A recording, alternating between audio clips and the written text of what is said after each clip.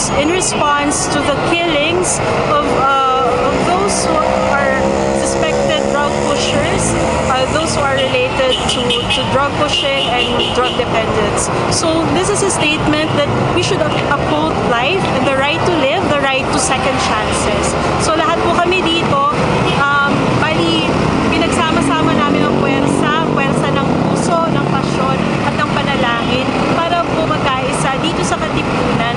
Nananawagan po kami sa lahat na makisama sa amin sa panalangin at makisama rin po sa amin sa paninindigan para maipaglaban po natin ang buhay ng bawat Pilipino dahil mahalaga po, may halaga ang buhay ng bawat Pilipino.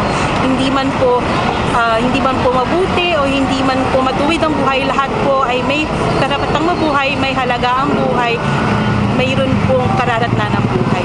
We want people to realize that life is of value, that life is valuable.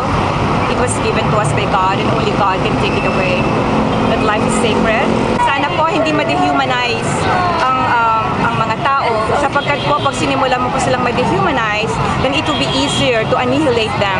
This happened in Rwanda many years ago in 1994 when there was genocide and more than 800,000 people were killed because people of the other tribe were actually called pests or cockroaches.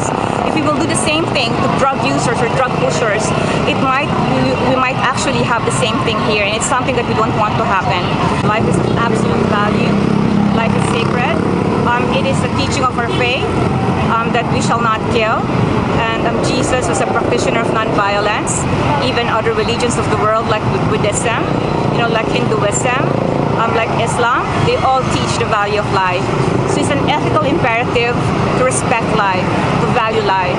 We want to call attention to the fact that we belong to a community of nations where we committed that we're also going to uphold human rights and the value of life.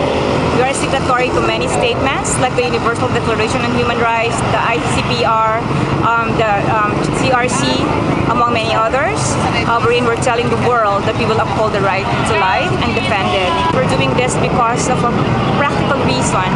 We want to save lives. We want to save many lives that probably would be lost because of this war against drugs.